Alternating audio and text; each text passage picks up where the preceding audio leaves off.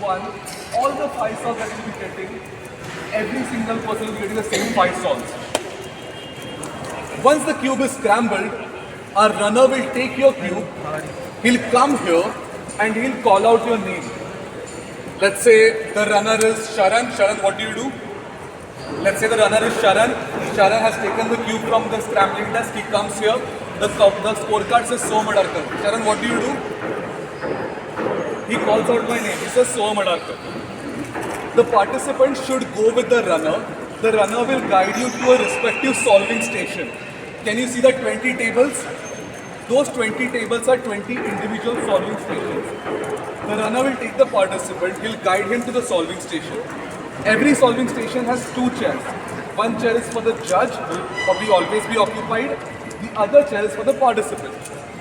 You come and sit in the participant's chair. Now, after every solve is done, make sure you get up and come back to the waiting area.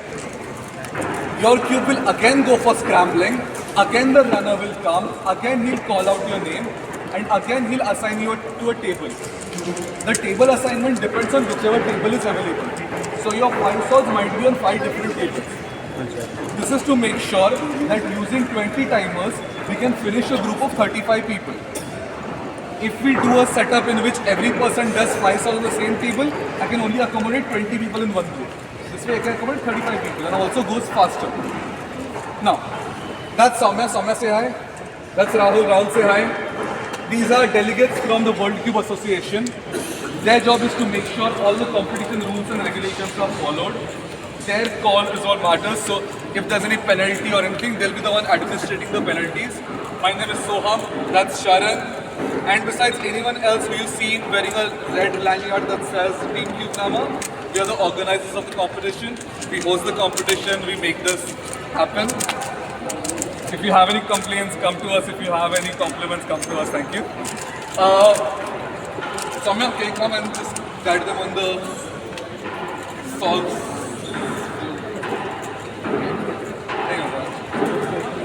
Okay, hi everyone. My name is Soham. I'm the vice chair at the World Cube Association and also the delegate here. We have Rahul. He is a trainee delegate. So we're just going to tell you a bit. I'm sure Soham has already. I'm sure. Okay. The mic will be here in the next 30 minutes. Until then, I think this would suffice. I'll just walk you through how the solving system works. How many of you have never used a timer before? A quick show of hands. Perfect, that's fine. So, Sharan, give me a timer and a mat. Can you see that everything looks like? This will be the area on which you will solve. Okay? So once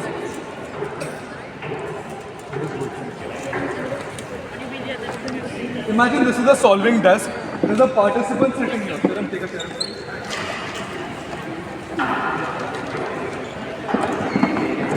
Let's say Sharan is the participant. The runner came. The runner assigned Sharan to this desk.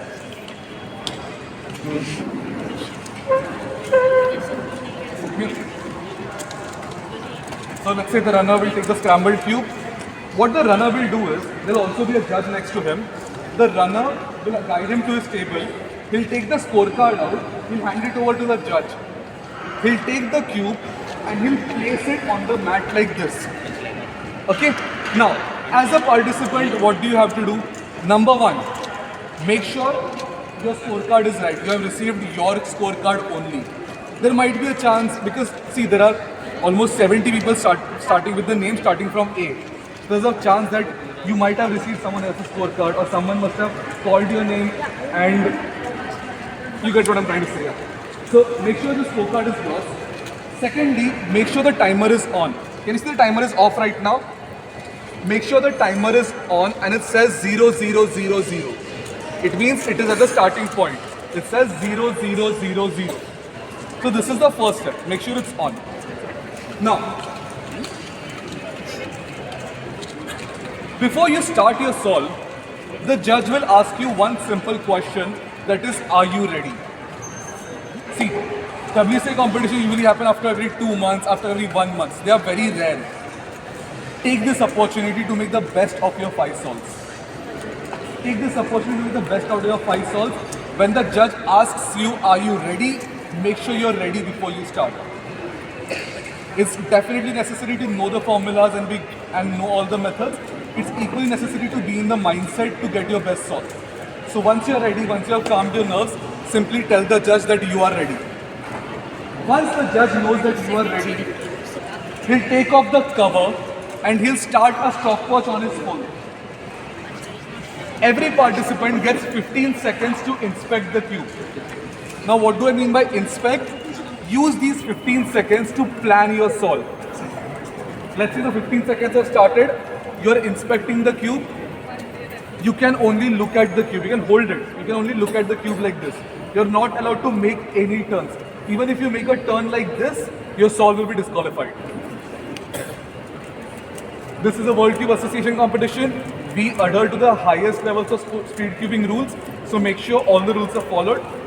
When you are inspecting, make sure you do not make any turns on the cube. You can only inspect the cube. You get 15 seconds to do this. Now obviously there's no way for you to know that 15 seconds are done, right? Which is why the judge will give you a warning.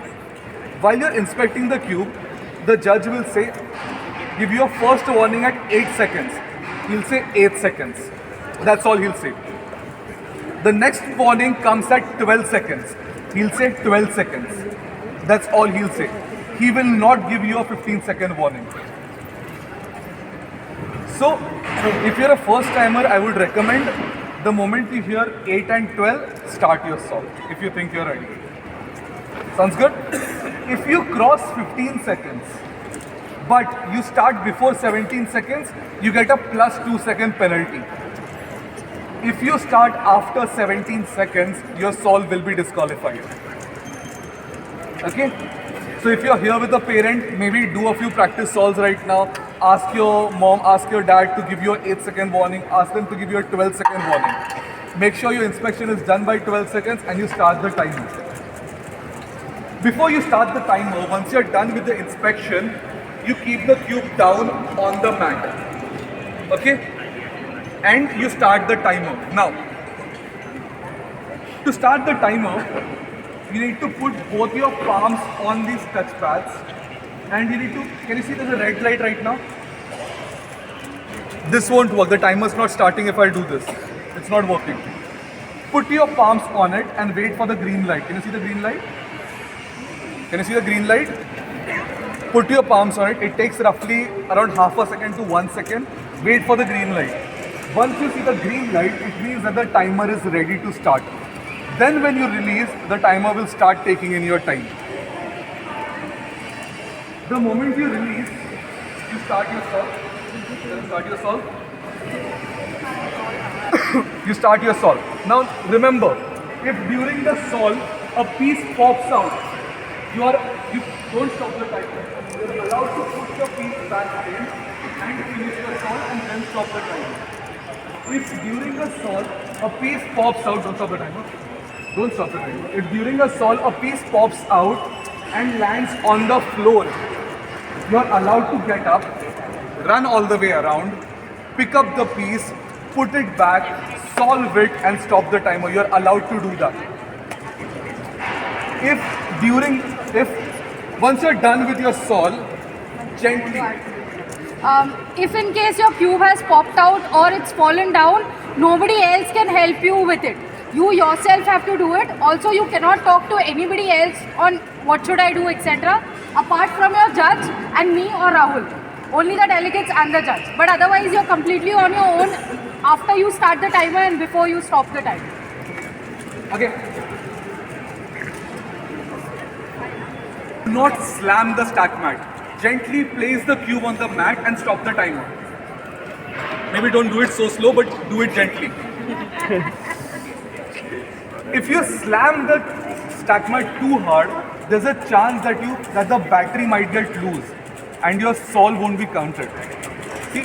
So be gentle, keep it down, stop it. Also, make sure you stop it with your palms. Do not stop it like this. That's another penalty if you stop it like this. Sounds good? Do not touch the cube. Because, see, this is a perfectly solved cube, we all know that. But what is this? There are multiple penalties associated with the solved state of the cube. If it is anything other than this, the judge will give us a call, Soumya, Rahul, me, James, someone else.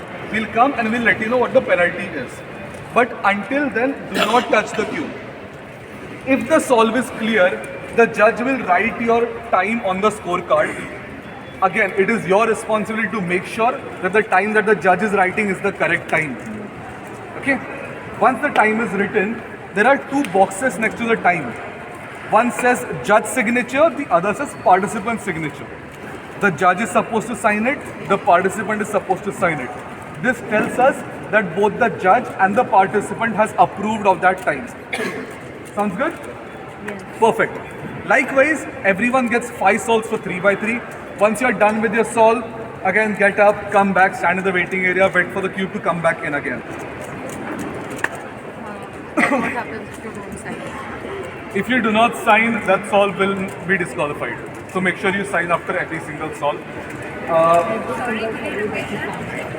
If you do not, Certain events have cut-off times and time limits. 3 was the time limit? 2, 3 paira have one. So 3x3 does not have a cut-off. 3x3 is a time limit, which is of 3 minutes. Which means you will get all your 5 solves, but your 5 solves, they need to be under 3 minutes. If let's say 4 solves are 246, 230, under 3 minutes, but the 5th solve is over 3 minutes, that solve will be disqualified. Every solve that crosses the 3-minute mark will be disqualified. But you will get all your 5 solves. That's when there's a time limit. Secondly, we have cutoffs. There's no cutoff for 3-2 pyramids. 3x3, 2x2 pyramids, you get all your 5 solves.